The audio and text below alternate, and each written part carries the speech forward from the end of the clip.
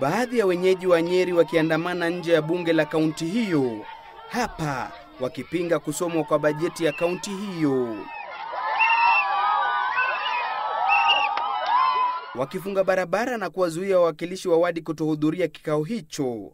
Maafisa wa polisi wakifika na kuimarisha usalama na kuwadhibiti waandamanaji. Huku kukiibuka madai kwamba waandamanaji hao walikuwa wakimuunga mkono gavana Nderitu Gachagua, ambaye katika bajeti iliyosomwa leo afisi yake imepunguziwa fedha za matumizi, na kwamba alikuwa akipinga kusomwa kwa bajeti hiyo. Licha ya tetesi hizo nje ya bunge hilo, mwenyekiti wa kamati ya fedha katika bunge hiyo Duncan Githwanja Kiara alisoma bajeti hiyo ya shilingi bilioni 6.3, huku fedha zilizotengewa maendeleo zikiwa bilioni 1.9, huku fedha za matumizi ya kaunti ikiwa takriban shilingi bilioni 4.4.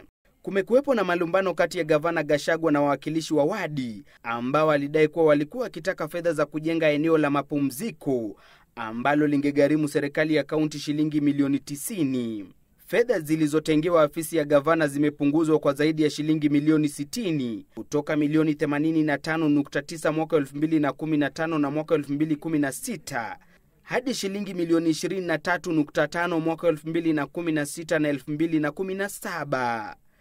Gatete Njoroge, Citizen Nipashe.